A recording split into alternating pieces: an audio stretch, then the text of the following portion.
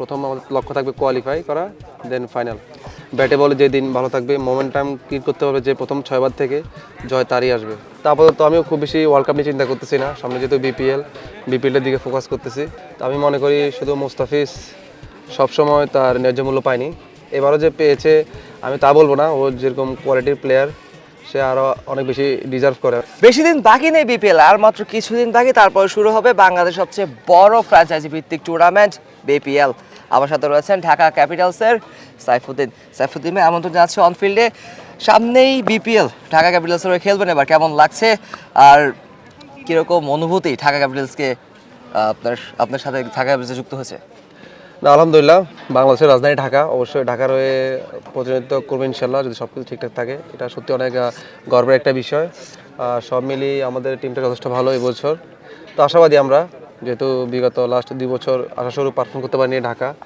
তো ইনশাল্লাহ চেষ্টা করবো, আমাদের সবটা দিয়ে চেষ্টা করবো। অ্যাটলিস্ট প্রথম আমাদের লক্ষ্য থাকবে কোয়ালিফাই করা, দেন ফাইনাল। তাসকিন রয়েছে, সাইফ হাসান রয়েছে, তো সব মিলিয়ে দলটা কিরকম দেখলেন সব মিলিয়ে? না, আলহামদুলিল্লাহ, আমার কাছে ওভারঅল ওয়েল ব্যালেন্স মনে হয়েছে। শেষ মুহূর্তে গুরবাজ এসেছে, ইমাদ ওয়াসিম এক্সপিরিয়েন্স টি20 প্লেয়ার, তো সব মিলে আলহামদুলিল্লাহ। আর তাছাড়া টি20 আসলে খুব বেশি নাম দিয়ে খুব একটা কাজে আসে না। আমি যেটা মনে করি, ব্যাটে বলে যেদিন ভালো থাকবে, মোমেন্টাম ক্রিয়েট করতে হবে, যে প্রথম 6 বার থেকে জয় তারই আসবে।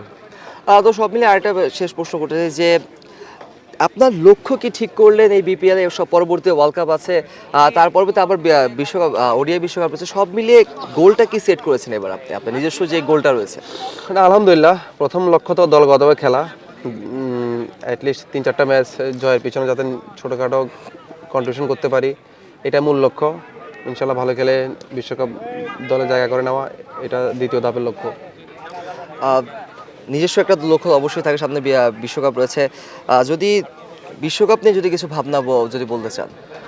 না, এটা তো অনেক অনেক দূরের একটা পরিকল্পনা। এটা আসলে 1 মাসের মধ্যে অনেক কিছু ঘটতে পারে।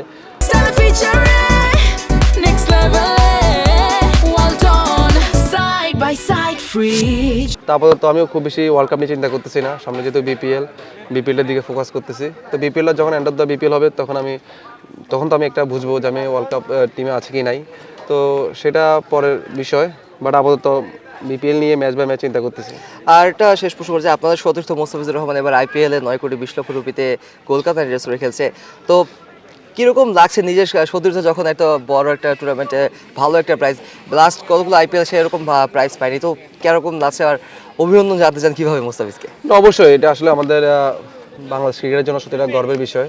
তো আমি মনে করি শুধু মুস্তাফিজ সবসময় তার ন্যায্য মূল্য পায়নি, এবারও যে পেয়েছে আমি তা বলবো না। ও যেরকম কোয়ালিটির প্লেয়ার, সে আরও অনেক বেশি ডিজার্ভ করে আমি মনে করি। তারপর আলহামদুলিল্লাহ, সে সুস্থ থাকুক, দেশের হয়ে আরও অনেক বেশি ম্যাচ খেলুক, দেশেরকে আরও অনেক সুনাম বয়ে নিয়ে আসুক। আসলে ওর সাথে টিমমেটের যে খেলা, এটা সত্যি অনেক ভাগ্যের।